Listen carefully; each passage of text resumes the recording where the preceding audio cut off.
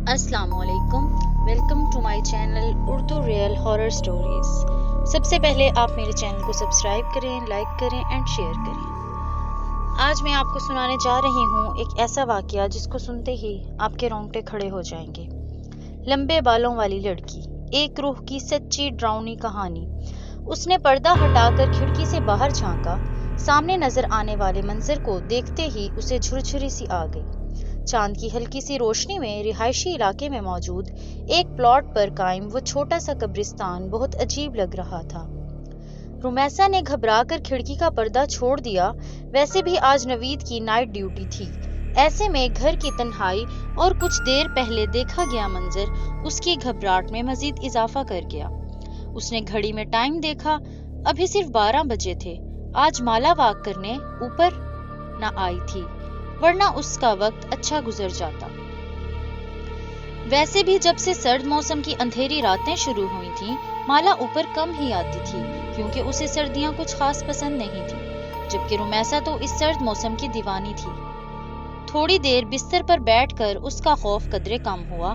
उसने कमरे से निकलकर बाहर झांका तो अम्मा हाजरा अपने कमरे में सोने जा चुकी थी। रुमैसा ने काफी मेकर निकाला, लाउंज में रखा, टीवी चलाया और टीवी की आवाज ने घर में फैली खामोशी को खत्म कर दिया। वो निहायत इत्मीनान के साथ कॉफी बनाकर टीवी के सामने आ बैठी, जहां कोई टॉक शो चल रहा था।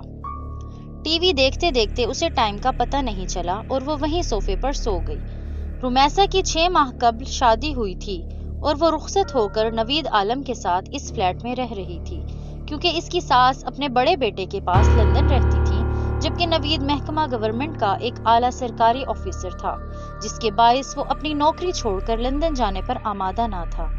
यही सबब था जो वो अपना आबाई घर किराए पे देकर खुद यहाँ शहर के एक महंगे इलाके के लग्जरी फ्लैट में रिहाइश पजीर था, जहाँ रुमैसा को और तो कोई मसला न था सिवाय इस खाली प्लॉट के जो इसके बेडरूम की खिड़की के ऐन सामने था। इस प्लॉट के चारों तरफ बाउंड्री वॉल के अलावा एक बड़ा सा गेट भी था। इस प्लॉट के अंदर छोटी छोटी कब्रें थीं। अम्मा हाजरा ने बताया था कि ये हिंदुओं का कदीमी कब्रिस्तान है। चूंकि ये इलाका पहले आबाद ना था, लिहाजा कब्रिस्तान बना दिया गया, मगर वक्त और ज़रूरत के साथ बढ़ती हुई आबादी की वजह से कब्रिस्तान के आसपास कई मंजिला बिल्डिंग्स बन गई, मगर इस प्लॉट पर मौजूद वो कब्रिस्तान आज भी अपनी जगह पर मौजूद है। ये कब्रिस्तान कम अज कम रुमैसा को जरूर परेशान कर रहा था, जबकि अम्मा हाजरा और नवीद को इससे कोई मसला ना था और ना ही कभी किसी और बिल्डिंग वाले ने शिकायत की थी। इसलिए रुमैसा भी खामोश थी, क्योंकि उसे लगता था कि शायद ये परेशानी इसकी अपनी खुद बनाई हुई है, वरना दूसरे लोगों को तो कोई मसला ना था कि रिहायशी इलाके में ये कब्रिस्तान है।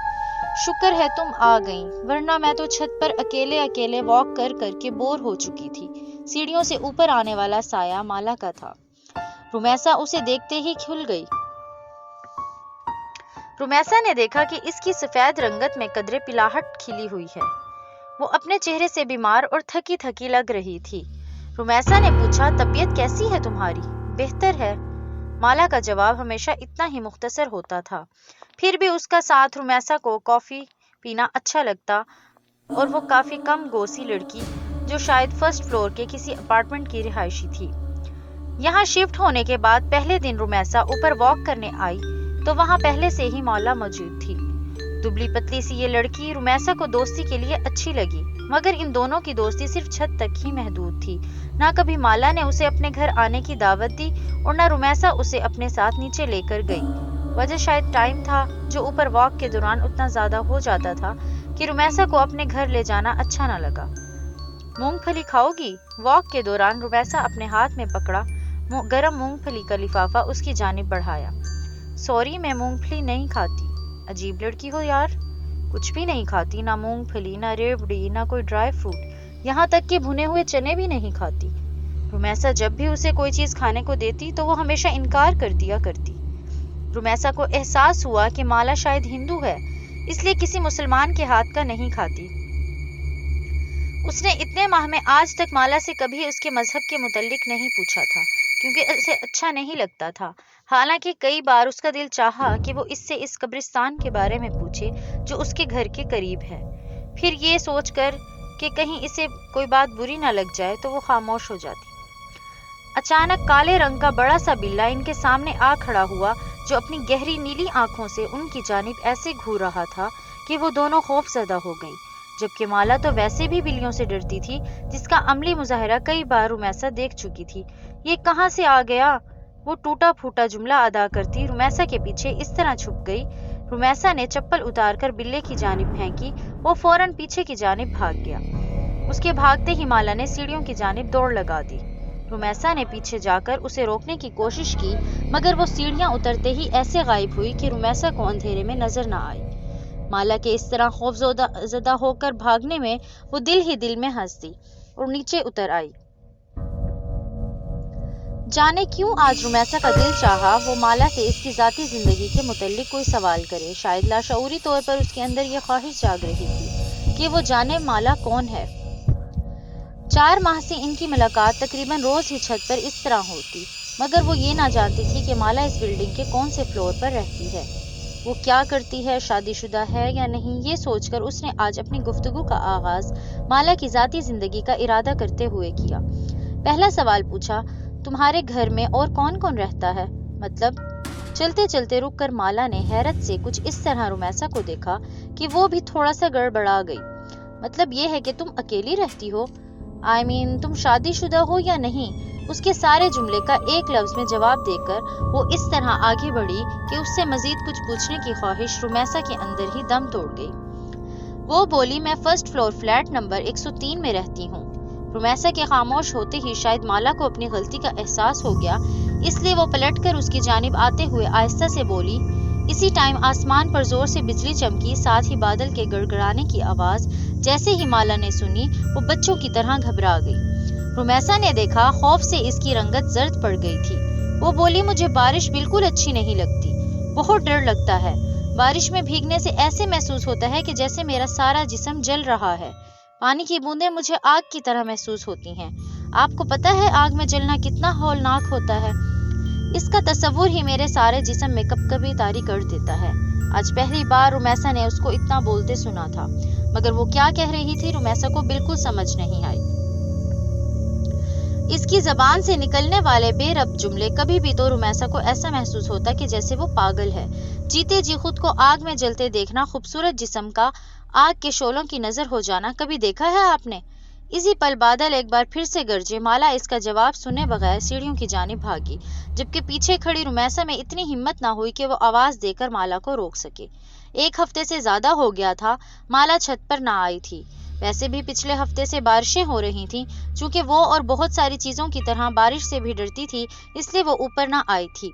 मगर अब 2 दिन से बारिश बिल्कुल खत्म हो गई थी, फिर भी वो ऊपर ना आई। जब शाम में नवीद के साथ बाहर जाते हुए उसने बेइख्तियार रुक कर फ्लैट नंबर 103 पर नजर डाली, जहां बड़ा सा ताला अंधेरे में भी नजर आ रहा था। इसका मतलब ये हुआ कि वो कहीं चली गई है। ये सोचकर वो नीचे उतर गई और फिर वो गाड़ी में बैठते हुए उसने पहली बार नवीद से माला का जिक्र किया। क्या वो लड़की हिंदू है? क्योंकि नाम से तो ऐसा ही लग रहा है। पता नहीं, मैंने कभी नहीं पूछा, मगर शायद वो फ्लैट नंबर 103 में रहती है। वो काफी दिनों से ऊपर नहीं आई। Flat number 103? नवीद ने हैरत से दोहराया। तुम्हें शायद गलत फहमी हुई है, क्योंकि वहां तो कोई भी नहीं रहता। वो फ्लैट एक लंबे अरसे से खाली है। अच्छा, फिर हो सकता है कि मुझे सुनने में गलती हुई हो। नवीद वहां पिछले 1 साल से रह रहा था, इसलिए वो रुमैसा के मुकाबले में बेहतर जानता था कि आस पड़ोस में कौन कौन रहता है। और फिर घर वापस आते ही वो अम्मा हाजरा से माला के मुतल्लिक पूछ बैठी। पता नहीं बेटा, मैं तो घर से सिर्फ सौदा लेने की बाहर जाती हूँ और आस पास पड़ोस में भी मेरी किसी से दोस्ती नहीं है, और फिर मैं कैसे किसी के बारे में जान सकती हूँ। इनका जवाब बिल्कुल दुरुस्त था। वो तो सारा दिन घर में ही रहती थी। रुमैसा की समझ में न आया कि वो माला के मुतल्लिक किससे पूछे। फिर सोचा हो सकता है कि 1-2 दिन तक वो खुद ही ऊपर आ जाए, मगर ऐसा भी ना हुआ। ये सोचकर वो एक दिन अम्मा हाजरा को लिए नीचे फर्स्ट फ्लोर पर आ गई, जहां आमने सामने कई फ्लैट बने हुए थे। यहाँ हर फ्लोर पर 10 फ्लैट थे। फर्स्ट फ्लोर के 103 फ्लैट के अलावा तकरीबन सब में ही लोग आबाद थे। उसकी समझ में ना आया कि वो किसका दरवाजा बजाकर माला के मुतल्लिक सवाल करे। कुछ देर वो खड़ी सोचती रही, फिर नीचे उतरकर मेन गेट की जानिब आ गई, जहां मौजूद सिक्योरिटी गार्ड अच्छी तरह पहचानता था। जैसे ही रुमैसा इसके साथ जा खड़ी हुई, वो जल्दी से उठता हुआ बोला, अस्सलामुअलैकुम, बाजी खैरियत है? وہ بولی دراصل مجھے ایک لڑکی کے بارے میں جاننا تھا۔ لڑکی کے بارے میں؟ عبدل نے حیرت سے پوچھا۔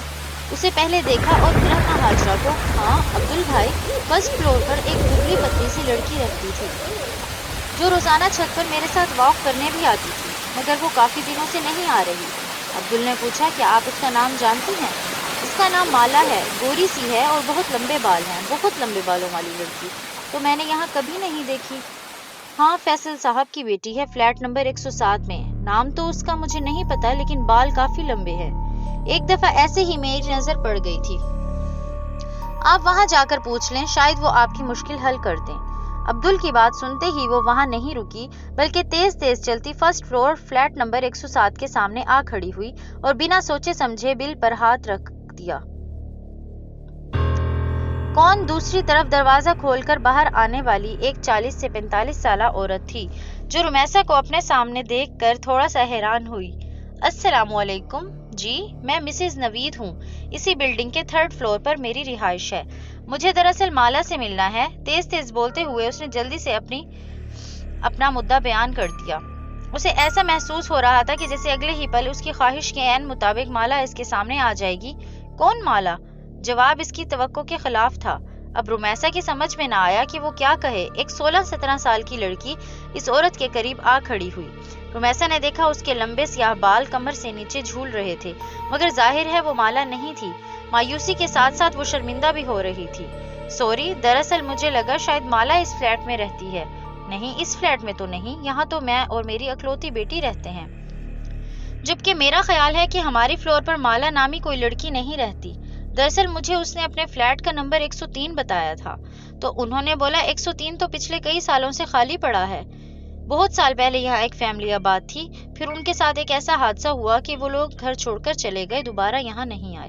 دروازے پر کھڑے کھڑے اس خاتون نے رمیسا کو تفصیل بتانا شروع کر دی۔ نہ چاہتے ہوئے بھی رمیسا پوچھ بیٹھی، کون سا حادثہ؟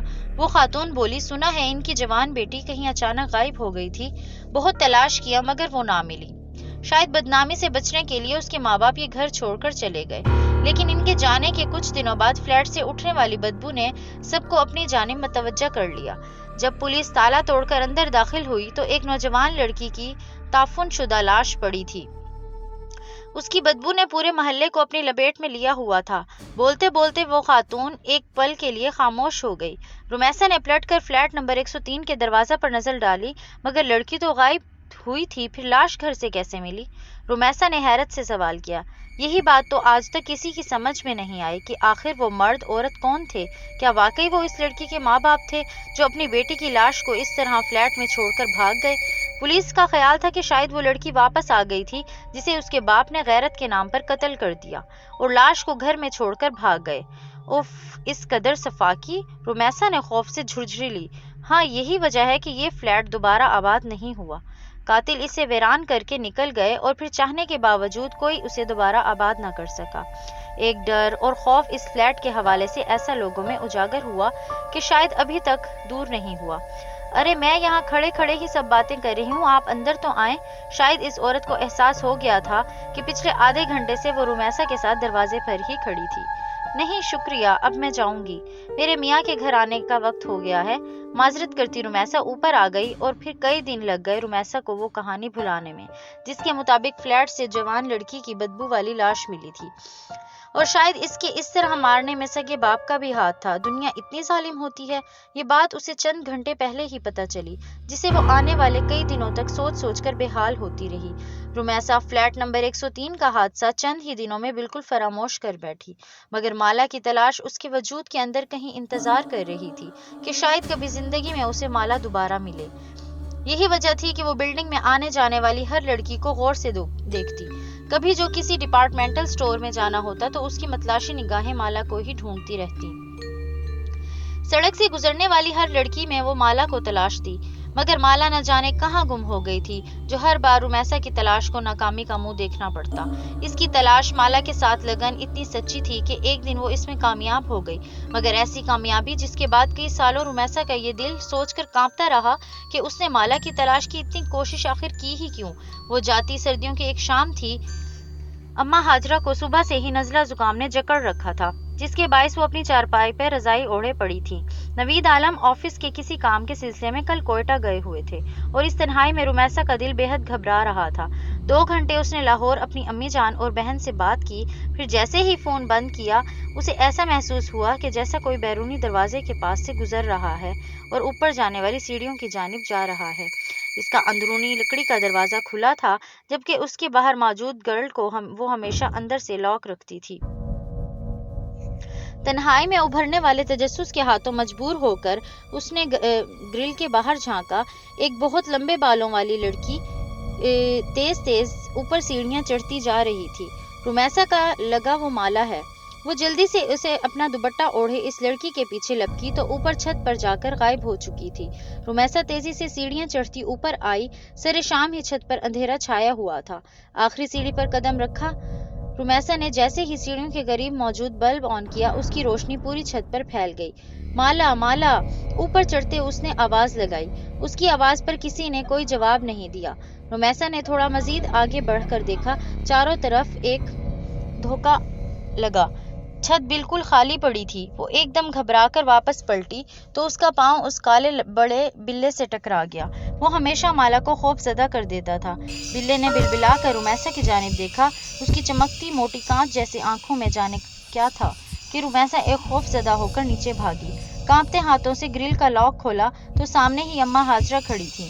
بیٹا تم کہاں چلی گئی تھی؟ نوید صاحب کا فون آیا تھا، تمہاری خیریت پوچھ رہے تھے، انہیں فون کر کے جواب دو۔ بات کرتے کرتے اماں ہاجرہ کو احساس ہوا کہ رمیسا کچھ گھبرائی ہوئی ہے۔ کیا بات ہے بیٹا؟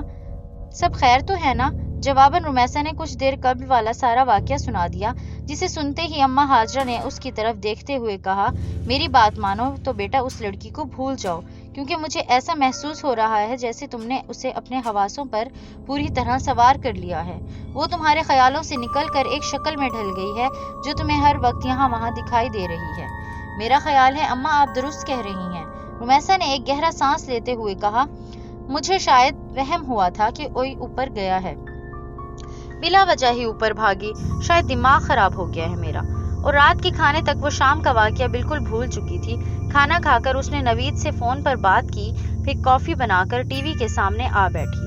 جب اس پل باہر ہلکی ہلکی بارش شروع ہو گئی، رمیسا کافی کا کپ لے کر اپنے کمرے میں موجود کھڑکی کے سامنے آ گئی۔ ابھی اس نے پردہ ہٹا کر باہر دیکھا ہی تھا کہ اسے محسوس ہوا سامنے قبرستان کے بیچوں بیچ کوئی کھڑا ہے۔ وہ جلدی سے کھڑکی کی آڑ میں ہو گئی، شاید کوئی چور یا ڈاکو ہو، یا پھر کوئی غریب کچرا چننے والا بچہ جو شاید بارش سے پناہ لینے کے لیے رات کے اس پہر قبرستان میں آیا ہو۔ ایسے ہی وقت گزاری کے طور پر رمیسا اسے دیکھ رہی تھی۔ جب وہ سایہ آہستہ آہستہ چلتا ہوا قبرستان سے باہر نکل آیا، رمیسا نے دیکھا وہ ایک لڑکی تھی جو دھیرے دھیرے چلتی روڈ پر لگے پیلے بلب کے نیچے آ کھڑی ہوئی۔ لمبے سیاہ بال اس کی پشت پر پھیلے ہوئے تھے۔ وہ یقیناً مالا تھی، جو کہ رمیسا کا وہم ہرگز نہیں تھی۔ اس نے جلدی سے کھڑکی کھول کر نیچے جھانکا تاکہ مالا کو آواز دے کر اپنی طرف متوجہ کر سکے، لیکن اس کے آواز دینے سے قبل ہی مالا نے بجلی کے کھمبے کے پاس کھڑے ہو کر اوپر دیکھا۔ اتنی دور سے بھی رمیسا کو لگا کہ مالا اس کی طرف دیکھ کر مسکرا رہی تھی۔ مالا کی مسکراہٹ میں نہ جانے ایسا کیا تھا کہ رمیسا خوف زدہ ہو کر تھوڑا پیچھے ہو گئی، جبکہ اسی پل مالا پلٹی اور سست قدمی سے چلتی قبرستان کے اندر داخل ہو گئی۔ اس کے اندر داخل ہوتے ہی فضا میں پھیلا اندھیرا مزید گہرا ہو گیا۔